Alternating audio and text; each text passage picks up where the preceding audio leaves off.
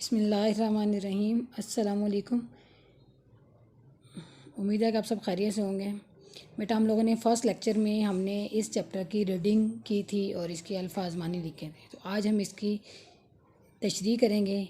بند number 1 کی، خدائی کے مالک تو عالم کے مولا، تیری ذات عالی تیری شان یکتا، تیرا ذکر بالا تیرا حسن اعلیٰ، تیری صفت رب تبارک تعالیٰ۔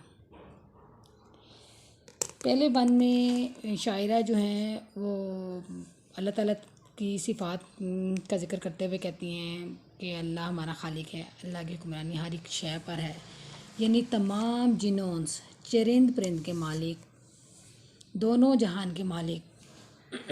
تمہاری شخصیت بہت اعلیٰ، تمہاری ذات بہت اعلیٰ اور بلند ہے، اور تیری شان واحد ہے، تو اکیلا اور یکتا ہے۔ جیسے کہ قرآن مجید میں ہے سورۃ اخلاص، آپ اس کا ترجمہ ایڈ کر سکتے ہیں۔ کہہ دو اللہ ایک ہے، اللہ بے نیاز ہے، نہ وہ کسی کا باپ ہے اور نہ وہ کسی کا بیٹا، اس کا کوئی ہمسر اور ثانی نہیں۔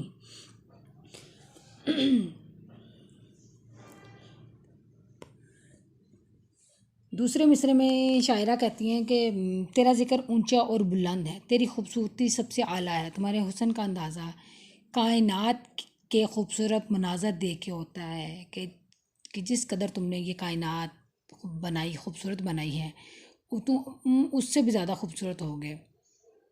تمہارے حسن کا اندازہ اس کائنات کے خوبصورت مناظر کو دیکھ کے لگایا جا سکتا ہے۔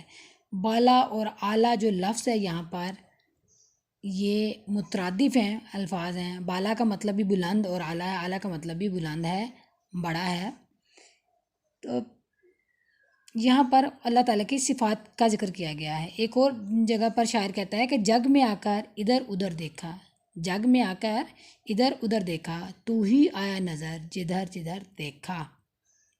تو شاعرہ جو ہیں وہ اللہ تعالیٰ کی صفات بیان کرتے ہوئے کہتی ہیں کہ تمام خدائی سے مراد تمام جنوں انس جو ہیں، تمام انسان، حیوان، چرند پرند، جتنی بھی مخلوق خدا نے پیدا کیا، ان سب کا مالک اور یہ دونوں جہان کے مالک سے وہ مخاطب ہو کر کہہ رہی ہیں کہ جس طرح آپ کی ذات اعلیٰ اور بلند ہے، آپ یکتا ہیں، آپ کی ذات کو دیکھتے ہوئے شاعرہ جو ہیں وہ اللہ تعالیٰ کی خوبصورتی کا ذکر بیان کرتے ہوئے کہتی ہے کہ تمہارا ذکر بھی سب سے اعلیٰ ہے، جس طرح تمہاری ذات اعلیٰ اور بلند ہے تو تیرا ذکر بھی سب سے اعلیٰ اور بلند ہے، اور تمہارا حسن سب سے اعلیٰ ہے، اور تمہارے حسن کا اندازہ اس کائنات کی خوبصورتی سے لگایا جا سکتا ہے کہ جس طرح آپ نے اس کائنات کو خوبصورتی کے ساتھ بنایا، اس میں خوبصورت نظارے پیدا کیے۔